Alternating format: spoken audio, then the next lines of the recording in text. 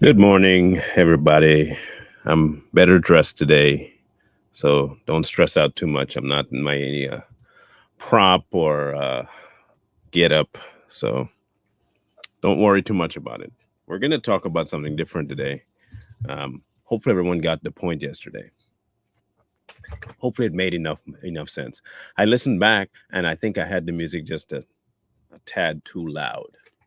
So, not sure if I can edit that or fix that, but I think the main point of what I was saying came after the music got shut off anyway. So today, however, I want to talk to you or have us discuss this topic of miracle. What's a miracle? What are miracles? And I keep hearing the word thrown out there, and I keep hearing people talk about a miracle's on the way, or you just experience a miracle, or I'm waiting on a miracle, or I can't wait to have a miracle, or I need a miracle. And I think I equate miracles today's idea of miracles as the same as signs and wonders. I think we get so um, caught up in the idea and the feeling and the thing of a miracle that we forget you being alive is one of the biggest ones there is.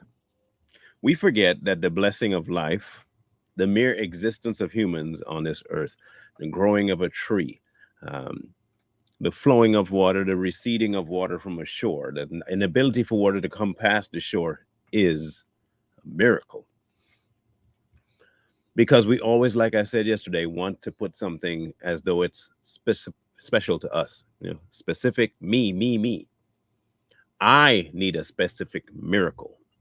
Otherwise, it's not really a miracle. Like I need something along the lines of my leg being healed, my illness going away, my loved one being saved.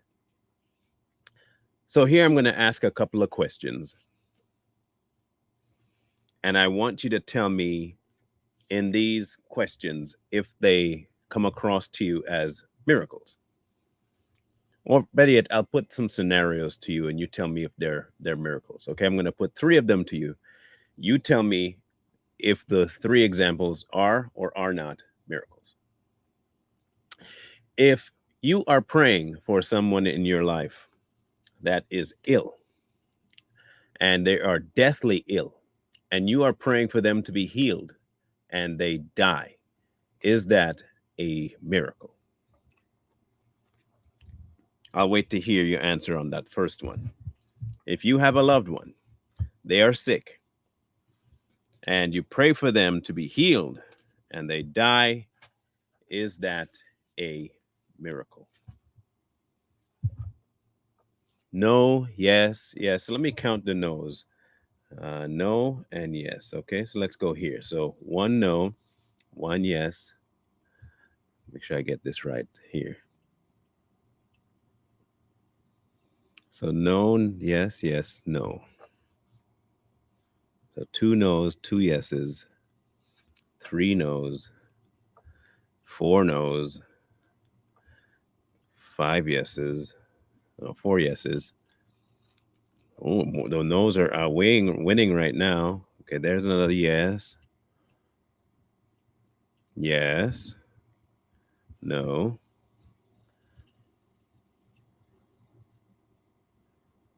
Yes. Yes. Anybody else care to say a yes or a no? So we have the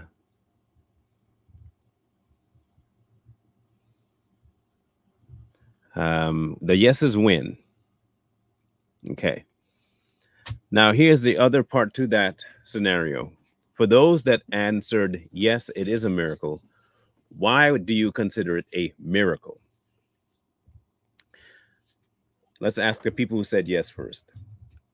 If it is yes, why do you consider that a miracle? I knew I saw someone said because their suffering is over.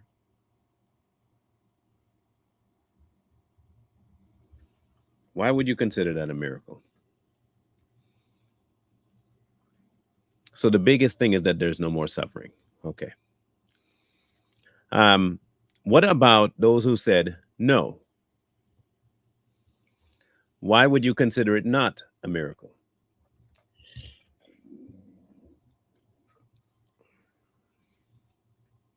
Why would you think it's not a miracle?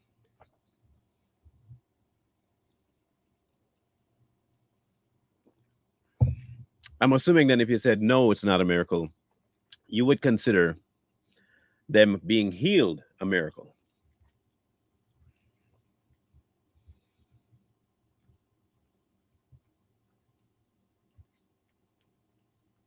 If they went to hell, they're suffering.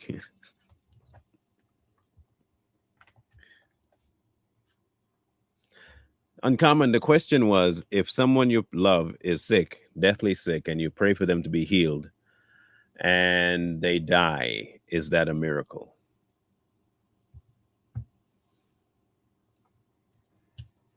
There were 6 no's and 9 yeses.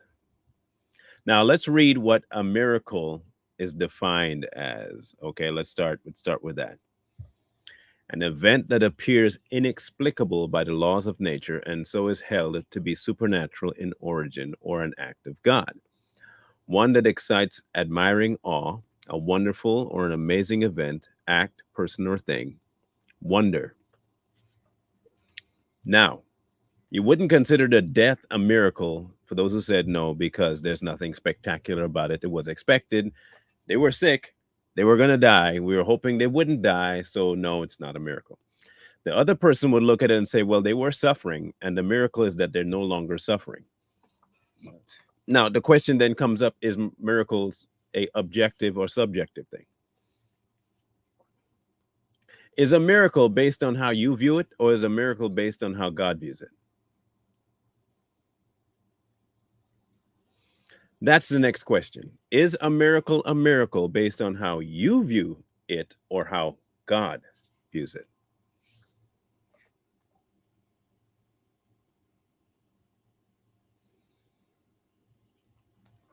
Because many of us will call silly things miracles. You find $1 in your pocket. You missed your bump in your head on something. Man, it's a miracle I missed that thing.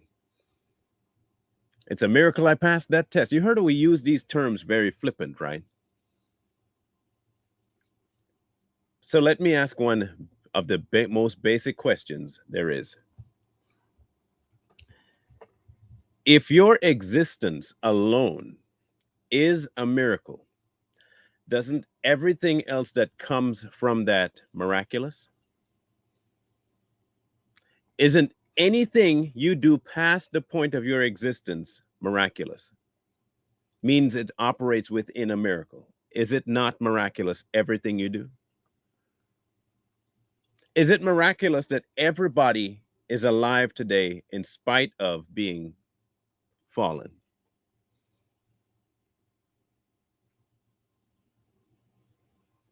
What we look for, this is what we were really looking for. We are looking for a miracle within a miracle to say that, oh, that's a miracle.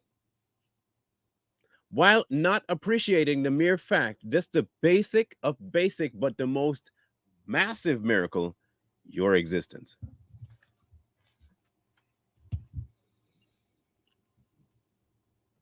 God holding you in the realm of the living alone is a miracle. You being born is a miracle. Life existing alone just by itself is miraculous. Anything growing, anything past in the beginning is miraculous. So let me ask again, or better yet, let me ask for the first time. What other miracle could you possibly want? Now, he gives you a second miracle. And we've talked about, and then people have talked about it. The Bible says miracles. He performed a miracle while he was here. Jesus, put the air of Malchus back on. He healed the man at the pool of Siloam. He with the bread and the fish and all this stuff. There were whole tons of really out there things that Jesus did while he was here that they called miracles. But did he do those miracles for the sake of showing that he could do miracles, or was it for the sake of the person's faith? Was a person looking for a miracle for the sake of them saying, I had a miracle? Or was it their introduction to a relationship with Jesus? The unfortunate thing is this: while living in this miraculous life you have, you keep looking for something else, not just to prove who God is. That might be what you say. But what you really are trying to do is prove how valuable you are to God by Him doing something for you. And when something doesn't happen, the first thing we question is if He loves us. Why is it that the first thing we question is, did God love me? Well, why would you allow this God? It's always the first question. We automatically move from God is all, and then when something goes bad, why God?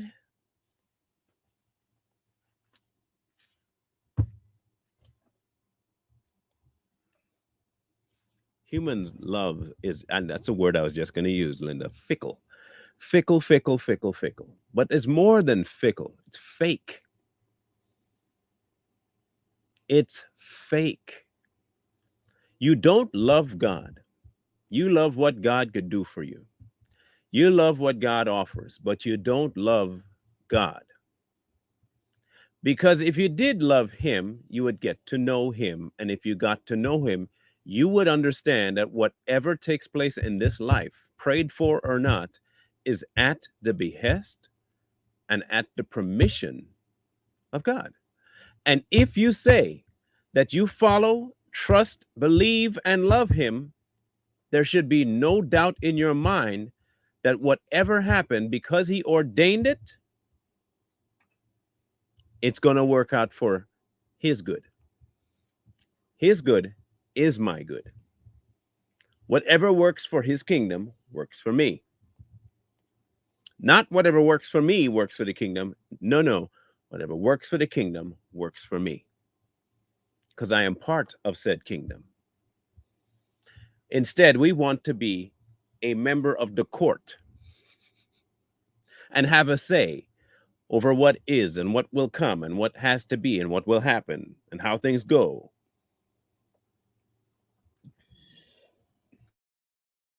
We get the term, I'm a priest, and all of a sudden now you think that you're some sort of massive, valuable piece in this game of chess that we have going on in life.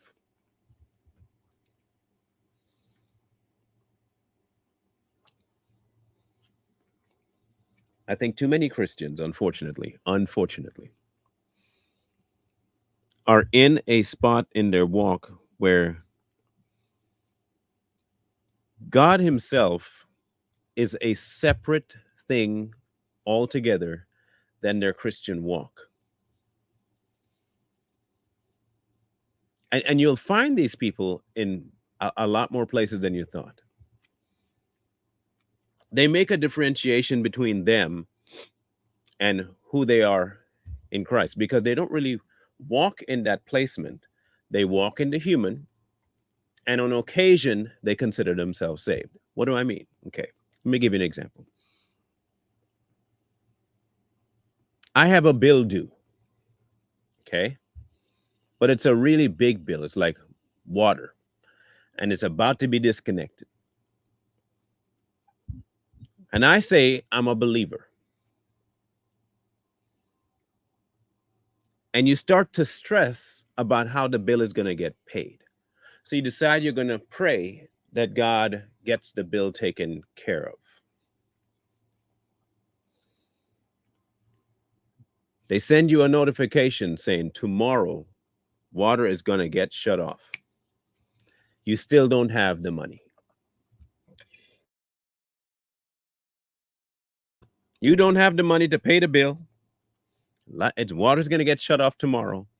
And you prayed all day. You decide you're going to fast because you need this bill paid. Otherwise, you can't do nothing.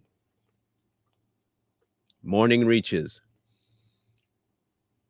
The people pull up to your yard to shut off your water. Majority of people will think in their mind, my prayer didn't work. I'm going to get my water disconnected. God didn't intervene.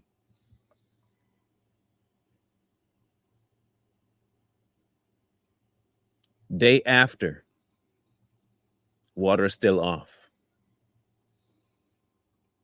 Day after that, water still off. And you are now starting to get angry at the fact that you don't have water. You're thinking of all the things that you were able to do before, you're not able to do now. Day 3, no water. Now you're really getting miffed. But you decide, you know what? I'm going to do the Christian thing and pray. But you're praying for water to come back on, and you're also praying for the bill to be paid. Day 4, day 5, day 6, you go a whole week, no water.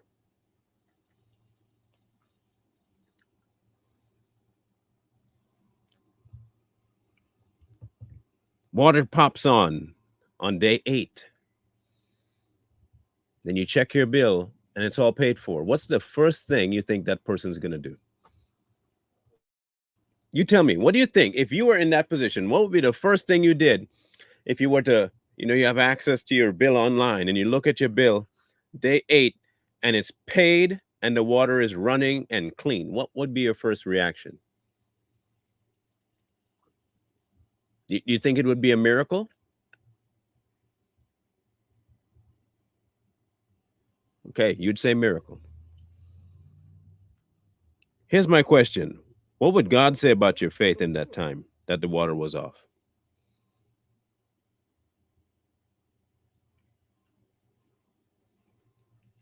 What would God say about your faith in the time frame that the water was off?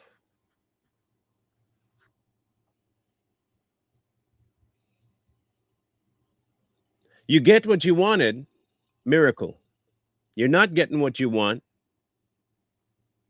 you're miffed, you're in despair. What would God say about your behavior in the interim that you're waiting on this so-called miracle?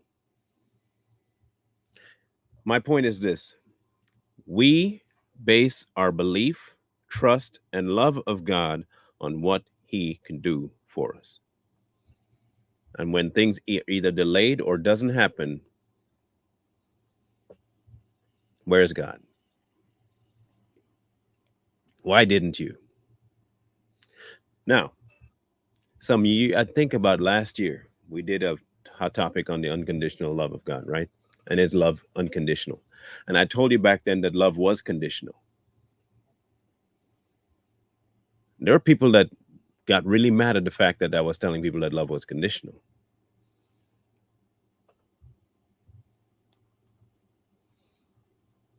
It's the same way that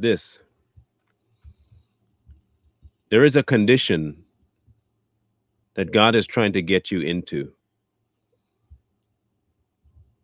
And that is in a constant state of understanding that you're living a miracle. And the more things you want, you forget the fact that you are living in a miracle. And you start wanting more. It's like little kids. Kids will have everything they want and they always go to the store and want something more. They just got a new toy car yesterday, and now they want a new car again. And you have to tell the kid no, and what do? They get mad because they can't get the car.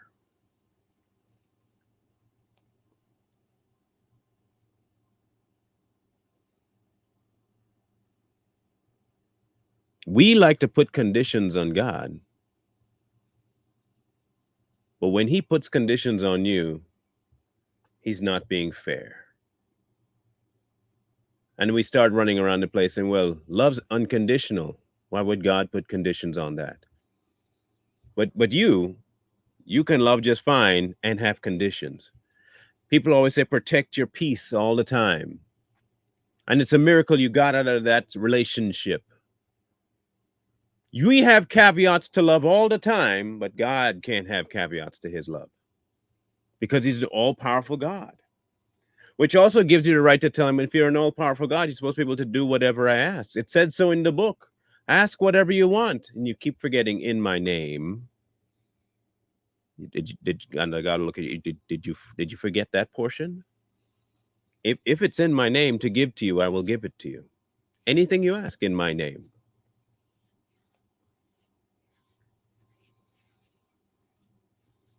I need a miracle, God. My wife is dying. She has cancer.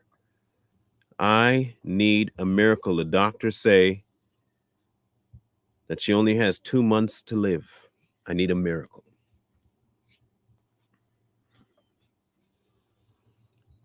And God says she has lived a miracle.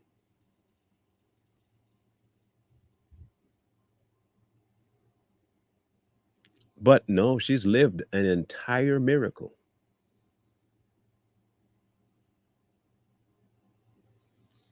She not only lived a miracle, she experienced one by meeting me. But I want her I want her alive. See, but that's not what a miracle is. Just because you want it doesn't make it, when I'll give it to you, a miracle. In your mind, you can consider it a miracle, sure. That doesn't mean it is one. Even the things in the book, it was miraculous, no doubt, for people's ability to walk to come back. Yeah.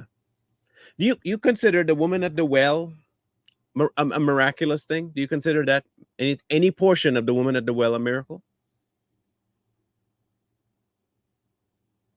You don't consider it miraculous that she pulled up at the well the same time Jesus pulled up at the well? Wouldn't that be a miracle in her life? Wouldn't it be a miracle for him to know everything about her? That's like, no. We have become a culture of greedy people. All we want is us, give me, and make sure it's positive and uplifting and good for me. And I'll be happy when I get it. It gives me joy. Those are miracles. The person dying after you prayed, not a miracle, no. The person living after they have been prayed for, that's a miracle. Suppose then the person is sick and you pray for them to die because they'd be out of pain and there is no coming back. And they live still in the same situation and pain. Here's my reason I asked that question. How are you, who are not that person, getting to decide if what they experienced is miraculous?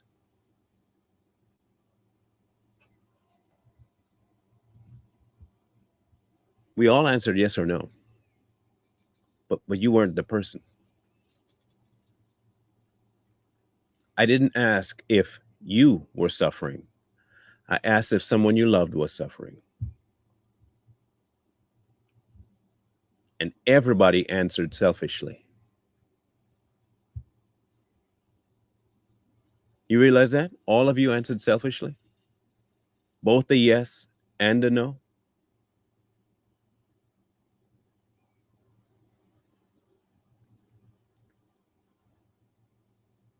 None of you, not a single one of you, found out for yourself whether or not the person that's suffering wanted to be healed or die.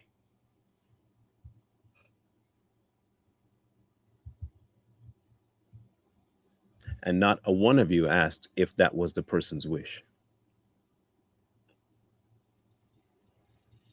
Do you see how easily we all fall into this selfish mode of miracles?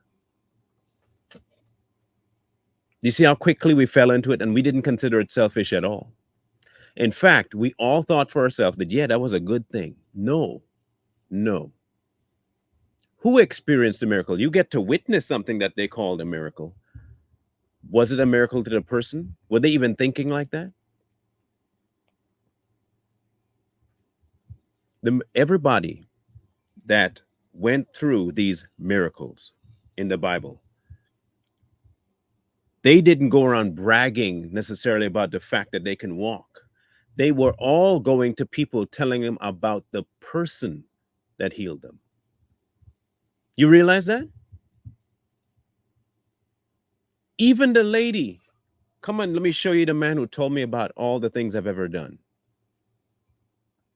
The woman with the issue of blood, while she knew that this would happen, she knew who it could happen from. We have been so far gone that we have taken everything that is godly and internalized it for us. It's all about us, all about us, all about us. I'm not saying I'm not guilty. I am 100% guilty of the same thing. I've admitted as much. I'm guilty of the same thing. I have been wanting things to take place for me and for other people without considering whether or not God wants it. We rarely say, if it be your will anymore,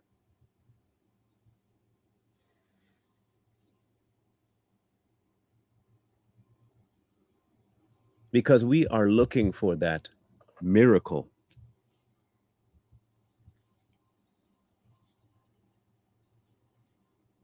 But we are innately, deeply, and almost fully entrenched in selfishness. All the things we ask for, if you watch it carefully, benefit us. What's the purpose of having that person stay alive? You tell me, what is the person, the benefit of having that person alive? What is it for you? You're asking for a miracle for this person to live. Why?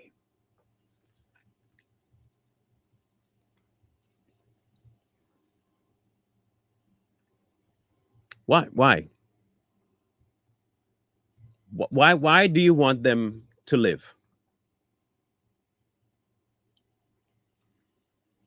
If the Bible says, okay, the Bible says this. I'm going to read it because I don't want to, give you guys the, okay? I want to make sure I read this for you.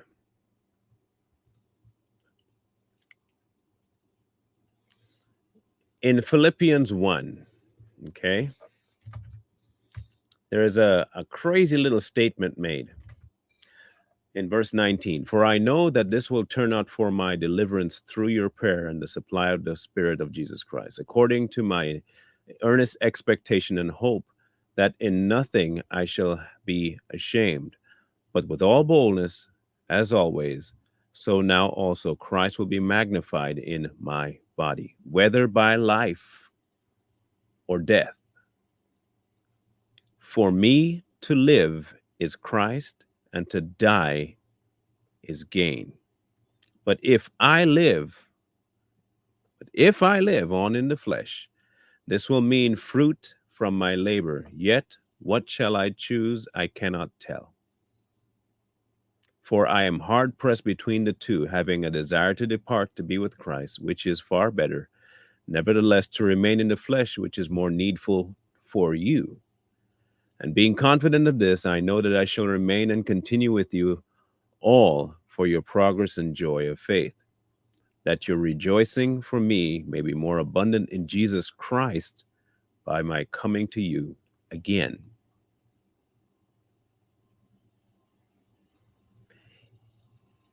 We often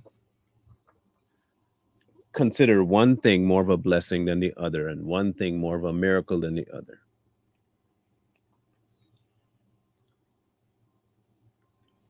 Because we consider life about us and death about Christ. Oh, I die, I get to go and be with the Lord. I live and I can do what I need to do and I can minister. This topic is more to change your perspective, okay?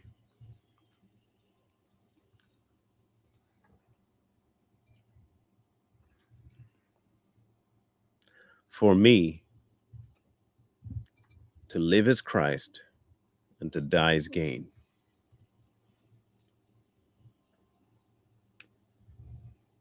If that statement be true,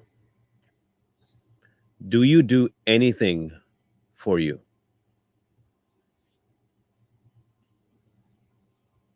It's a simple question. Do you do anything for yourself? If to live is Christ and to die is gain,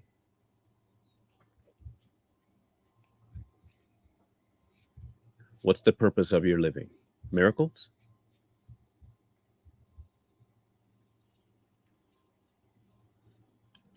It'll change your whole perspective of prayer. It really will.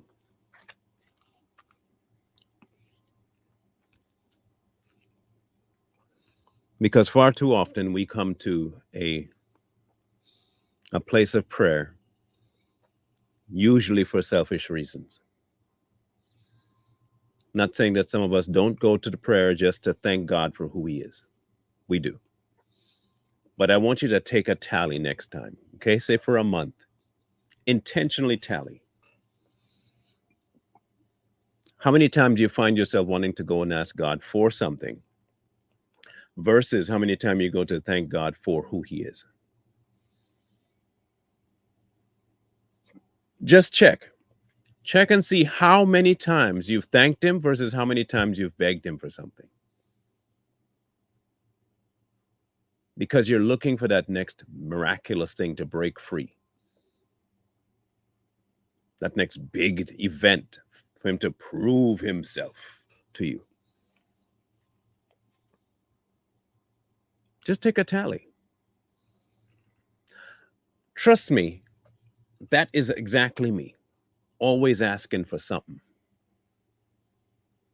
until I realize something. Man, that's pretty stinking selfish. All I do is ask Him for stuff.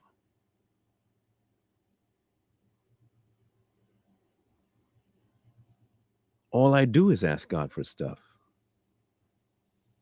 How often do I thank Him for what He has already given me? How often do you just thank Him for who He is alone? How often do you just go through the history of your life and thank Him? How many times do we pray and just focus on His qualities alone?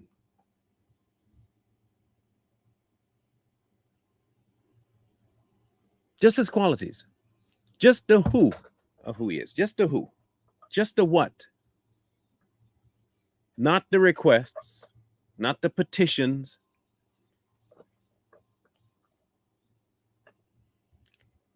We say He knows just what I need, right? That's what we say. We say God is all knowing. That's what we say. He told you that He will never leave you nor forsake you, right? Okay. He told you that He would clothe the lilies of the field. He told you that. Perfect. If you know those are His default settings, shouldn't your default setting be thanking Him alone, in spite of, and with, and without?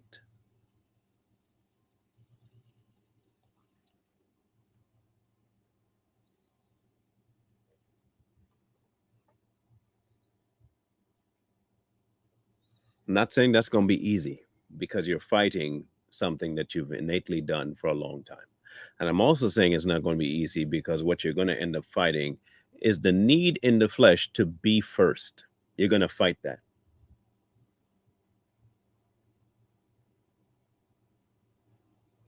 But is your flesh of more consequence than His life? Is your flesh of more consequence than His life?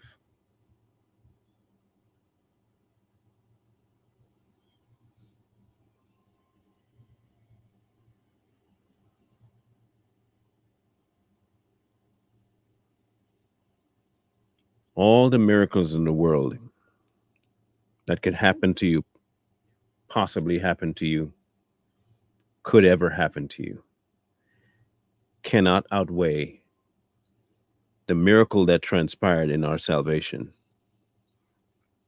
of a debt being paid for somebody, kind of like your water bill, kind of like your water bill. You see, you spend those 7 days without water to realize the value of water, but instead, what you valued was the presence of water, not what you use it for. You missed the water. Now, when you don't have the water, when you do have the water, you just use it, right? It's just there. Trivial thing. I got to go take a shower. You turn on the water. It's there. Okay, good.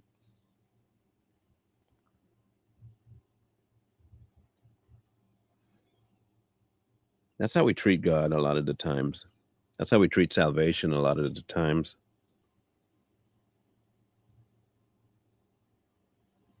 He's always there. I don't need to worry about that. There are people who are absent of God. They don't have him. They don't know him. There are those people out there who have no water. They don't realize that somebody's already paid the bill and they haven't gone to turn on the faucet. They check 1 or 2 days. They think water's gone. They're not coming back. Unlike power, where you can hear a little buzz, you can't with water. After 3 or so days, they stop searching for water. Desperate. Christians, on the other hand, will have water and never turn on the faucet. And they will still complain about not having water. And then one day they turn on the faucet. It's a miracle.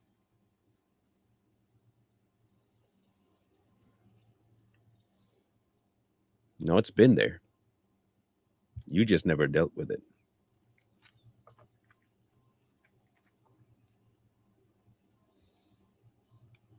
The miracle is your existence because of the hand of God. A miracle is being able to be saved from the situation you're in. The events of life and those consequential and inconsequential things, you may consider them miracles. But to what end? Are they miracles to say, thank you for caring enough about me? Or are they miracles to say, thank you for who you are?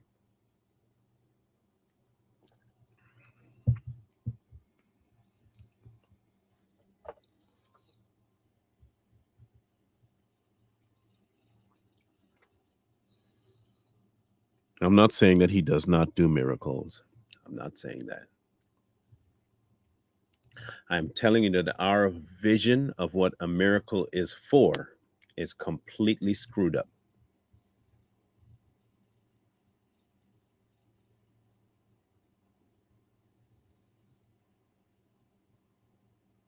It's completely screwed up. Miracles should bring you into a realization of your space between you and God. It should make you realize that I am insignificant to the task of life without him. Instead, many people take miracles as God really cares so much that I am just so important, and wow, he cares so much about me.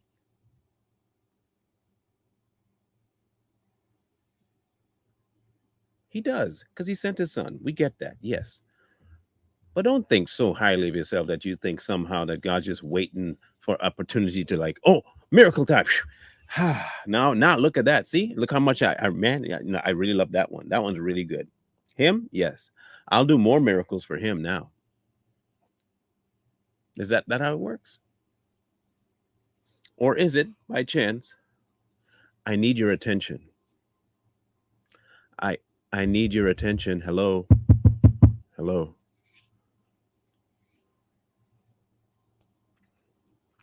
I need to talk to you. I'll allow a hardship. That'll get your attention. Oh, now you're praying for a miracle. Oh, you remember I'm here now. Good. Glad you remember I'm here. Let's have a discussion. Yes, I know you need a miracle. I heard you the first 1,500 times that you need a miracle. I heard you. I allowed the situation to enter so you can talk to me. Because you weren't talking to me before. Life was fine and I was inconsequential to you. So we're having a conversation now. So let's have a conversation, please. Yeah, I heard that you need a miracle. I get you. Okay. Duly noted. You need a miracle.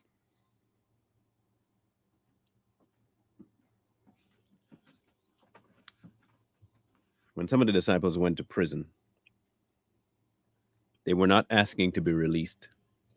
They did not pray for a miracle, even though one happened. Y'all realize that?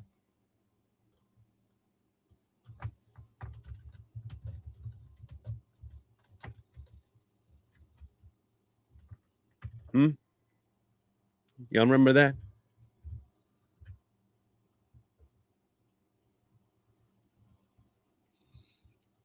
And what happened when that took place? What were they doing?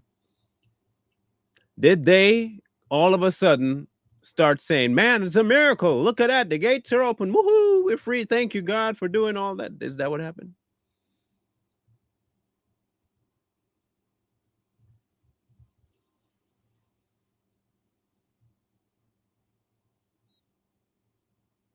I'll read it to you so we have a clear understanding of what happened there.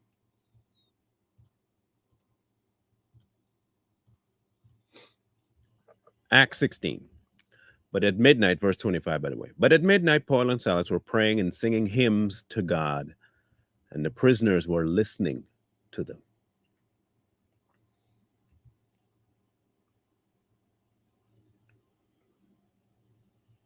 Suddenly, there was a great earthquake, so that the foundations of the prisons were shaken, and immediately all the doors were open and everyone's chains were loosened. Not just Paul, okay? Not just Paul and Silas. Everyone. Do you think Paul and Silas were praying for a miracle for everyone's chains to be loosed? Do you think Paul and Silas were praying and singing hymns for everyone's jail cell to be open for a miracle? Do you think that's what was happening? Do you honestly believe that's what Paul and Silas were praying for and singing for?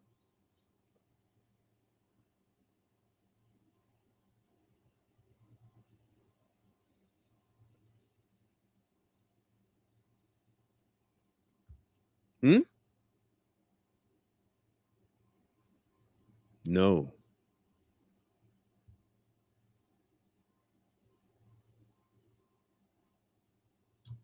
no.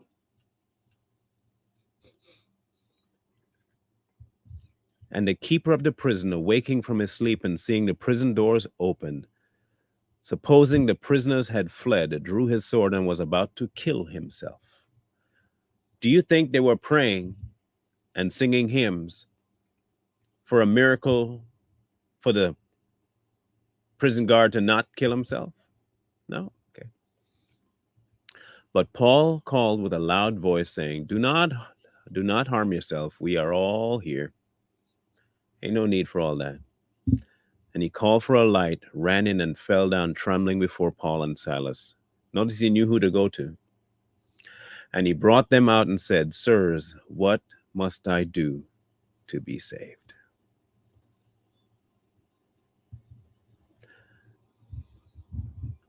God does miracles for his glory. God does what he wants to do for him, not for us. You might be a beneficiary of something he's doing for himself, but it is not about you. Miracles ought to take you to the throne to say thank you. Too many times, miracles make you feel important.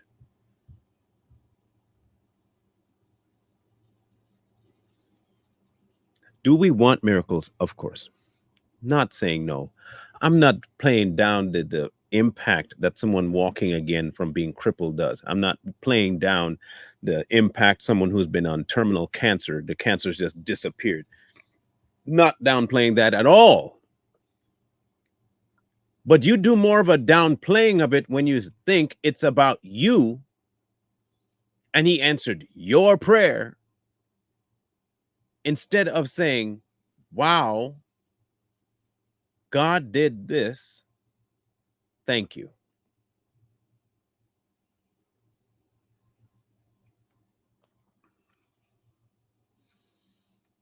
And I'm not saying every one of us does it, but judging from the answer to the question, very little of us think about the situation deeply enough to think whether or not what we're asking for is selfish.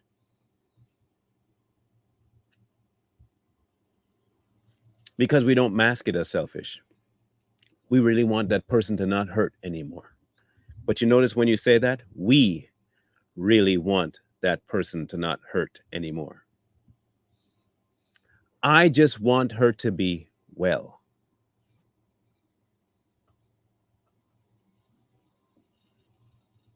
Just listen to your terminology. I do it. I look, I'm not saying I'm not guilty of this. I do it all the time. I would love for my person to be this, this, this, this, and this. That's you though. Not God. Whatever you see necessary in this case, please do. No, no. I want this person healed.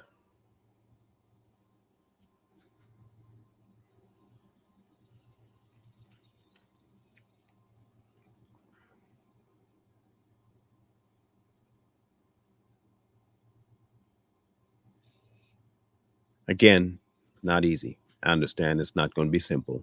You're going to be fighting a lot. You're going to be fighting old things. You're going to be fighting yourself. You're going to be fighting your mind, your flesh, all of it. I get it. But this is how you work out. This is how you work out.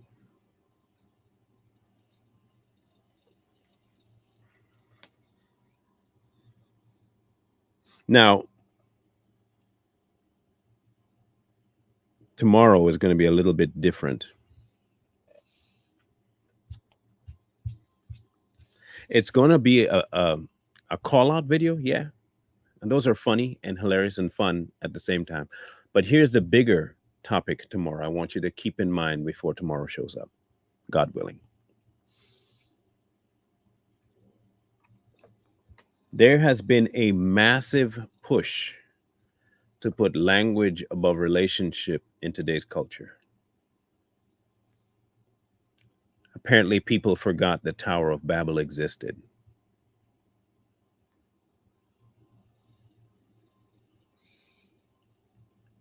And apparently, they forgot that God knows that many different languages are going to exist. They forgot that He knows all this stuff. I think people just forget it. But there's a massive push to remove the idea in our culture now of Jesus, right? They want you to call him something else. They want you to, all of a sudden now, the Greek and the Hebrew, or better yet, the Hebrew alone is the most important language there is, because that's God's language. But mind you, they never told you what language Adam and Eve spoke. You do realize that everything else came after, right? I'm just saying. Every language came as a result of God's behest, right? Okay, good. You don't think he compensated for this? Just saying. Anyway, but there's a big push for it. Why do you think that is? Why that name? Why the removal of the power of that? Why the downplaying of it? And it's always by the same type of people: spiritists, new agers, self dependents, overly learned.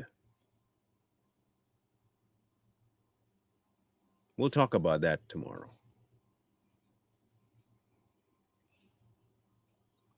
We will talk about that.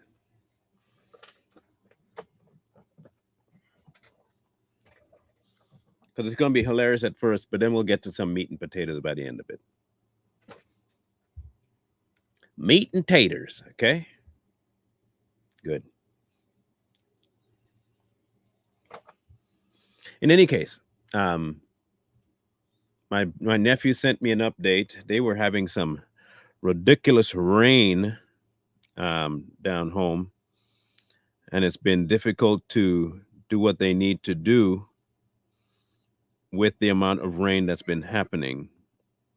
But he did send me stuff that he bought. He did send me stuff that he bought, at least receipts for it. And I want to make sure I let you guys know that he is going to be sending me a few more as well, and I'll be posting them on the GoFundMe. so you guys have an update. Um, so as soon as I get those, I'll post them. Um, but he's been very grateful for the stuff. Um, just so you know, he's been very grateful. But he's making some headway. He's making headway, so that's the best part. But again, he has to work with some environmental issues, and with his daughter being special needs, coordinating his time away from home because he's the only one that lives there by himself with his daughter in that house in the area he's in. It's an interesting combination of time spread that he has to work with, and but he's doing exactly what he can do for what he can do and how he can do it. So, and my mom's been trying to help as much as possible, where she can possibly keep Destiny with her while he goes and does his stuff. She'll do that, but sometimes it's not always possible. So just want to make sure you guys understand that if you get a delay in hearing back, there are some other extenuating circumstances that kind of keep things from going as quickly as we should. Just so you know, it is not a scam. I'm not that kind of person, nor is my nephew, but I don't want people to think that there might be something strange or nefarious afoot when you don't get the update. It's not like in America where everything happens. Okay, it'll take some time, but there is progress being made. Materials are getting bought, and he's just waiting time to get this moving. So I just wanted to update you on that. The GoFundMe is, let me see if I can grab it here. Let me see where. I don't have the tab open anymore, but Linda's email has it. And I'm going to click on her email to grab it. All right, so here is the link. If you guys, yes, we're still taking donations. There's the link for it. If you don't want to use the GoFundMe, it's entirely understandable. You can send it to me via Cash App and I'll send it to him. You can send it to me via PayPal and I'll send it to him. They take a little less than Cash App. Well, PayPal takes a little less. Cash App doesn't take anything from it. So if you want to, send it via those right there at the bottom, but make sure you put the tag in there that it's for him, not for Straight Talk. If it is for Straight Talk, there are people that had sent me mail in the mail and they, designated two separate things and they've told me. So if that's you, make sure you put a little note on it. And there you go. Now, I see a good question here. Question: am I being selfish to have a do not resuscitate? I don't know your purpose for having a do not resuscitate. If you're not doing that, if you're doing that simply because you don't want to be here any longer, then yeah, maybe. Here's what I would suggest you do. Okay. You've already made that decision, or at least possibly you're making that decision. You have. I would just pray about that purposefully, directly. And I mean, ask him directly. And here's how I would ask him: please reveal to me if my motives for wanting this is selfish. Because here's the thing: if you decide to do that and he decides to bring you back, you're going to get mad at God for bringing you back to life. I mean, I'm just saying, you're going to get mad. They may not resuscitate, but he might. He might be like, nah, you ain't going yet. You're going here. You're going to be here. You might need to suffer just a little bit longer on this earth for somebody else. For somebody else. Yeah, I hear you. My ex-wife was diagnosed with MS, and hers was starting to get really bad, and she'd made some, health changes and stuff like that, and it went away pretty much. So, I say talk to him directly about it. I always say, well, talk to God about everything. But in that situation, I can't say whether it's selfish or not. You're the one suffering with what you're suffering with. You're the one in pain. You're the one in distress. You are. And for me to answer saying, yeah, that's selfish, is selfish on my part. So, I mean, talk to God about it directly. He will answer you directly, too, by the way. Am I being selfish for no longer wanting to be an organ donor? Um, I have since taken myself out of that realm of being an organ donor myself. But the reasons I'm not giving my organs like that, um, one, I don't trust people after I'm dead for it to actually get used that way. I just don't trust people. That's my biggest thing. I'm not trusting somebody else to do it. I don't know if they're going to do what my request was anyway. I've seen too many times where people do it and it never gets used for that at all. It's sold off. Something else happens. I I get that God's in charge of all of it. I would just much rather not trust man to it. Um, Again, that comes down to you and a God thing, in my estimation. I have not read anywhere where that's something that's forbidden. I don't know. But I do know that this is one of those things that has to do with the blood and life sources being I get, and that's why I'm just not. I don't participate in that. I just don't. I'm dead. Send everything to the grave, please. Just send everything there. People might consider that selfish because I'm not helping other people live.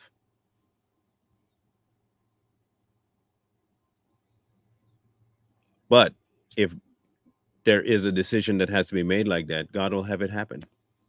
Do you think that God can save somebody without my lungs? Yes. Can he save somebody without my heart? Yes. Can he save somebody without anything from anybody else? Yes. So to put the caveat on myself and what he has to have that because he could save some people could save somebody. I can't use that as my reasoning. I just don't want that to be um, a problem for anything. It's different to me. It's different than giving a kidney or something to somebody. It's just different for me. But I will not. I'm not going to be a donor. No, that's just not me. If I'm going to die, let me just die and take my stuff with to the grave. It's gone. Again, you ask specific questions of God.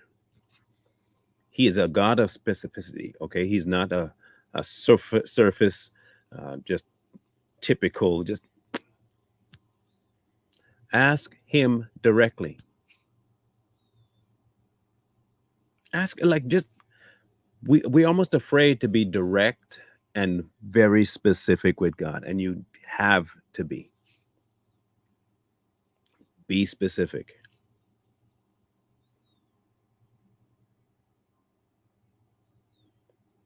Be specific. He'll answer you specifically. Okay. Um, like I said, we'll be back tomorrow. Too Strong will be on tonight.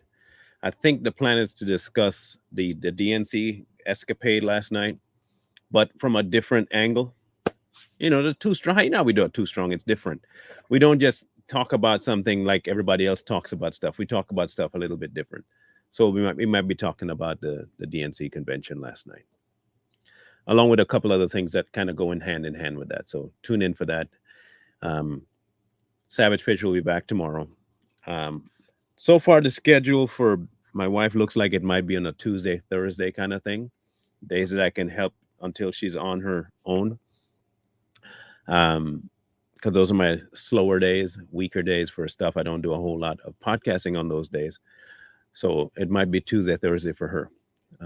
More than likely right after mine. Okay. So if you had not had a chance to go watch her initial introduction to her channel, please go do that. It is called The Secret Place. If you want to find it, directly do the secret place BHB. Okay, the secret place BHB, and you should be able to find it. Um, but she did a live um, Sunday. It was really, really good, really good. She did well for her first, and she was really worried about it at the beginning. And I told her, this is what I told her. This is what happened with me. You're gonna get an inclination to not do it either because you're sick or your head's killing you or some other thing. And as soon as you start to talk, it'll go away. And it does. It does. As far as cremation, I had no problem with cremation.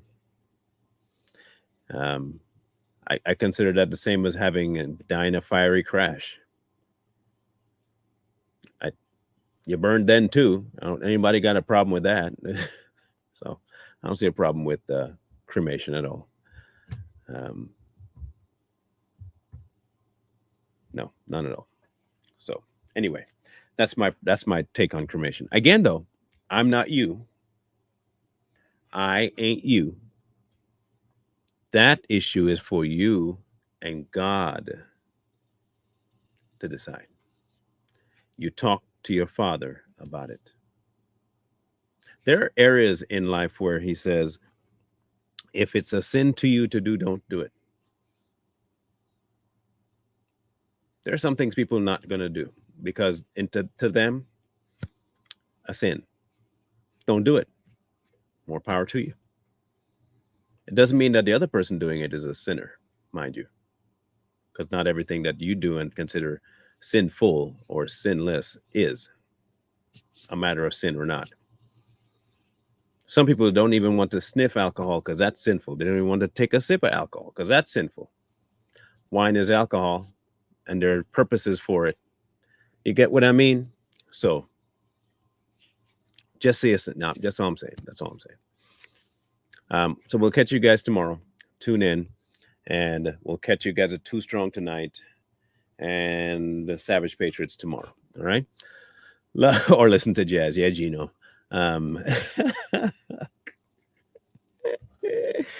Appreciate you guys. Love you, mean it. Wisdom calls to you from the streets. So please, please, please find wisdom. Peace. Hold tight the dreams for if dreams